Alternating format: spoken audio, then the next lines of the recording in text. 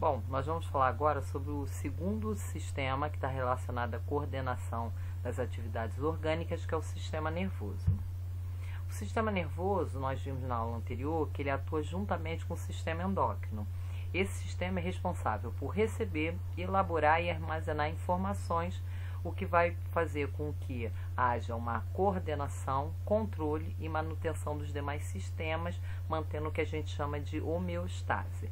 Essa imagem mostra a subdivisão desse sistema nervoso, que é o sistema nervoso central, que é dividido em encéfalo e medula espinhal, e o sistema nervoso periférico, que é formado pelos gânglios e nervos. Nesse sistema nervoso periférico, nós temos a subdivisão em sistema nervoso periférico somático e autônomo, que nós vamos ver nessa próxima, nesse esquema, né? Então, sistema nervoso central, encéfalo e medula espinhal.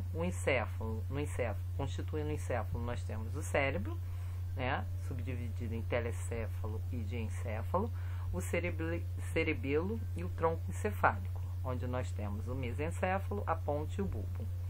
E o sistema nervoso periférico é formado pelos gânglios, pelos nervos, que podem ser espinhais ou cranianos. Nós temos 12 pares de nervos cranianos e 31 pares de nervos espinhais, e temos as terminações nervosas. O encéfalo, ele é uma parte bem complexa do sistema nervoso central, que ocupa o interior da caixa craniana. Ele está relacionado a uma série de atividades, né, desde a razão, inteligência, controle da temperatura corporal e pressão sanguínea. O encéfalo, ele é protegido não só pela caixa craniana, né, pelos ossos do nosso crânio, mas também por membranas de tecidos conjuntivos, que são as meninges, que vão separar esse encéfalo da caixa craniana. Existem 3 meninges, uma mais externa, que é a dura mater, uma intermediária, que é a aracnoide, e uma mais interna, que é a pia mater.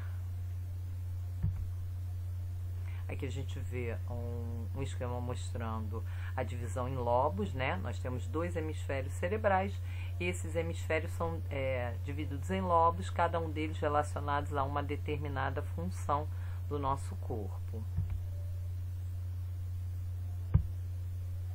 Aqui, mais uma vez, a anatomia, né, onde a gente consegue perceber as diferentes regiões com as respectivas funções. E a segunda parte, componente do sistema nervoso central, é a medula espinhal. A medula espinhal, ela ocupa o canal medular, né, dentro da coluna vertebral. Ela vai conduzir informações nervosas até o encéfalo e do encéfalo até os órgãos. Então, existe uma via aferente, né? Então, os estímulos dos órgãos são levados para o encéfalo através de neurofibras sensitivas, e os estímulos do encéfalo para os órgãos são levados na via eferente através de neurofibras que são consideradas motoras. O sistema nervoso periférico, ele é subdividido, né, como nós já falamos há pouco, em sistema nervoso periférico somático e sistema nervoso periférico autônomo. O sistema nervoso periférico somático está relacionado à motricidade voluntária e sensorial consciente.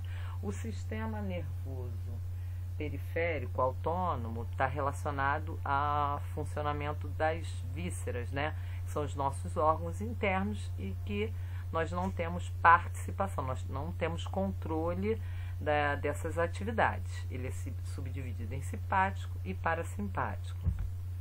Aqui nós temos ideia, né, dessa ação, que são ações contrárias desses 2 sistemas. Então, o simpático está relacionado à dilatação da pupila, à inibição da salivação, relaxamento dos brônquios.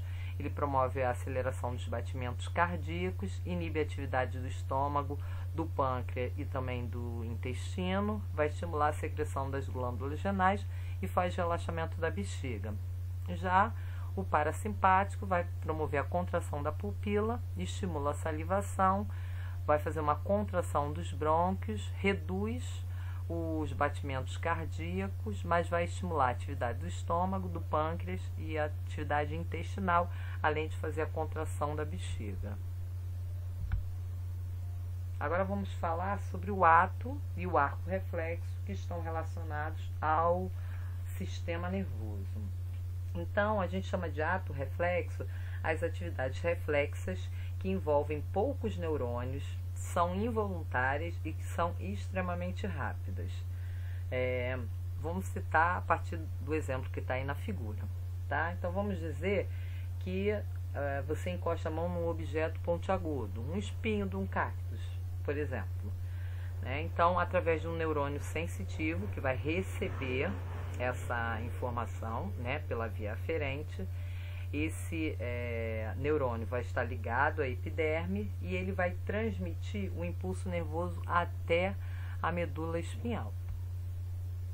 Esse neurônio ele vai realizar sinapse com outro neurônio, que no caso agora é um neurônio intermediário associativo, e que vai se localizar na medula, na substância cinza da medula, e que tem como função reorientar o impulso ao neurônio motor, transformando-o então numa ordem motora. Esse neurônio motor, que faz parte da nossa via eferente, vai conduzir o impulso até o músculo, determinando a retirada da mão antes mesmo do cérebro analisar essa situação toda. O reflexo ele vai reduzir o risco de uma lesão maior, E uma curiosidade, a dor ela só vai ser percebida pelo cérebro milésimos de segundo após você já ter retirado a mão do espinho, tá? Quando a gente fala de arco reflexo, a gente está falando sobre a via que é o caminho, que é percorrido pelo impulso nervoso desde a medula espinhal, que possibilita a execução das ações do ato reflexo, tá? Nós ficamos por aqui no nosso sistema nervoso.